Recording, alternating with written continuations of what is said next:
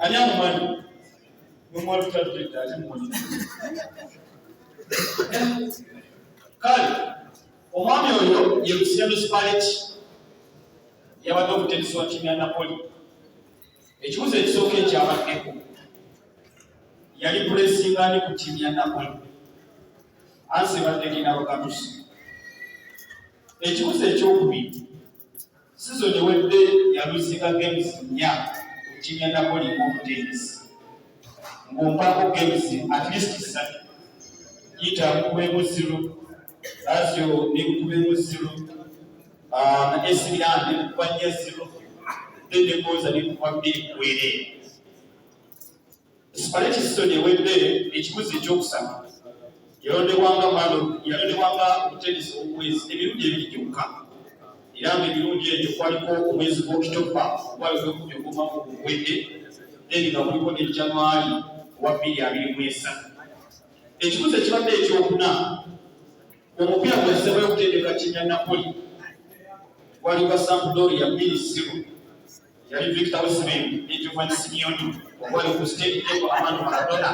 Then ekibuzo ekisembayo kwabaddeko at least clubs 2 nga tatajja ku ttiimu ya Napoli yatendeka club ya Roma, in fact ngava mupangira amasha yatendeka ttiimu ya Roma then ne Inter ye Luciano Spalletti tebula bantu abadde bwangu nnyo kwati ekirabo. Ekifaananyi ekyo kya ttiimu y'eggwanga eya Argentina zabadde empaka eza World Cup ey'amakomekkerezwa 2022. Ekibuzo ekisooka omusambi namba 13 eyabaddeko ye Christian Romero oba nani mugobyeko nesente. So ye Christian Romero omusambi oyo yasanga Academia Spurs. Ekibuzo ekyokubiri shati namba 19 yawangako okupya emirundi 2 Bombakira yali ya Manchester City ne season eya 2017-2018 okussa 2018-2019 Nicolas Otamendi.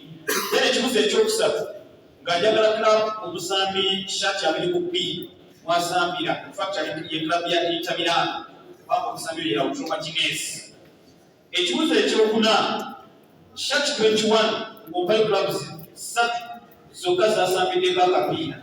Shati 21 yali Mugaleko Sente yali Bojabala Roma, Juventus, Palermo ne club ya Instituto okuvaako mu ggwanga lya Argentina. Ku basambi abo kuliko omusambi yetebwa kuwandika boola baabo ekifaananyi. Ku basambi abo omusambi yetebwa Enzo Fernandez era yekuba onigol mu paka ezawandika kuba onigol zali 2 waliko ya Enzo Fernandez ate n'omusambi oyo kubayita Naif Rabat okuvaako mu ggwanga erya Morocco.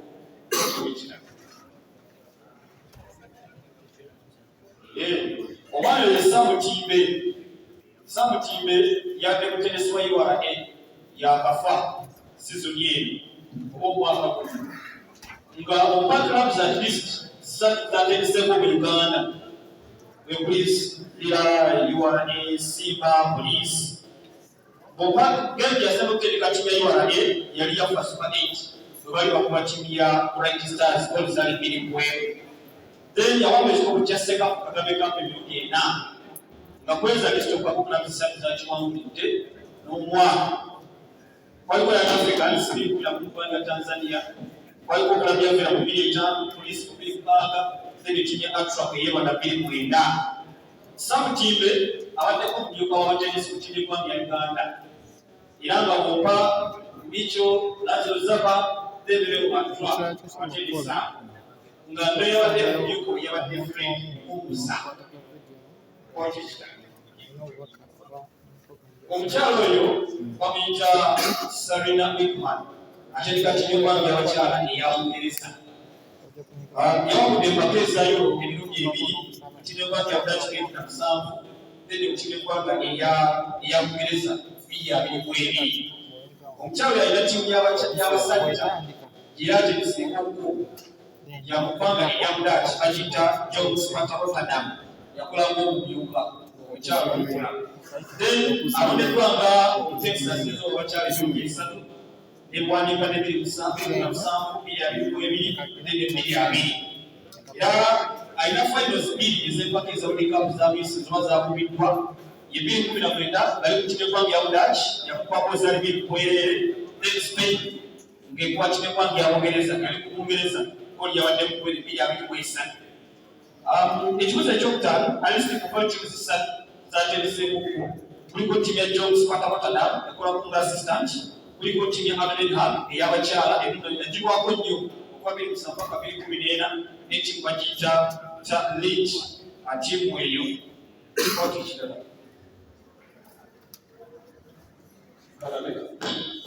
omwami oyo Victor Osimhen. Victor Osimhen yabadde ali ku ttiimu ya Napoli. Ompale clubs ssatu yandibadde ampaviye Wolfsburg n'ettiimu ya Charleroi Sporting Club n'ettiimu ya Liverpool. Awaddeko ekibuuzo Ngozi yateeba mu Bakers African Nations Cup 2019 bwe yaliyo talina golden yateeba mu World Cup mu Nations Cup eyo. Then Havertz yakuba omwaka oguwedde Wasoni ewedde yali emu yokka gikuba ttiimu ya Sassuolo. Nga kuliko ttiimu y'eggwanga Nigeria kagisambira ebirungi emeka n'eggoozi meka yakabasambira ebirungi 26 n'eggoozi 20. Ekibuuzo ekyaleeseebayo ku kifaananyi ekyo ompadde ki omwezi n'omwaka gwe yazaalibwa 29 omwezi gwa Desemba 1998. Omwami oyo ye Novak Djokovic muzannyi wa tena yakwanga French Open ebirungi esatu that is 2006 2023 aluzinze yakaluzinga Grand Slams finals 2012 naye bakweza list pale kwagalamu ebiri zasebye okuluzinga ye Wimbledon eya 2023 then ye US Open eya 2022.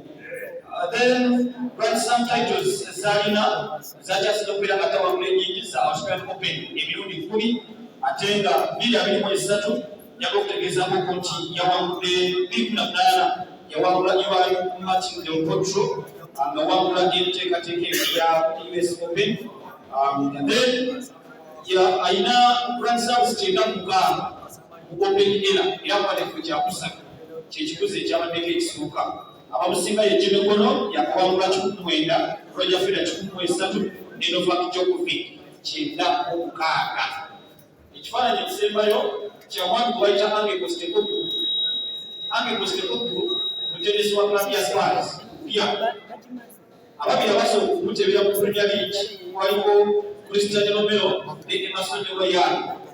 Then omwaka ogwedde yawangula klabu ya Celtic empaka za Ascochika bali wakwatinya Ibanez Pagano Ntiso bali kwa Pemba Gonzalez Kuwemu. Results ezasongeza Premier League wali kwa Brentford 2-2 Spurs 2-0 wakwatinya Man U then Bournemouth 2-0 wakwatinya Galway na Spurs bakuba.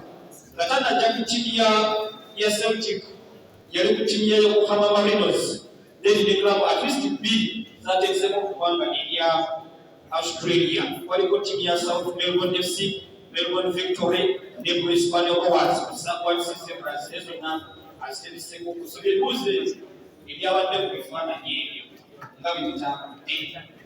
So ekyakajja Nantamegwa tugenda kumutendera okusembayo okulangirira omuwanguzi then n'okugaba ebirabo.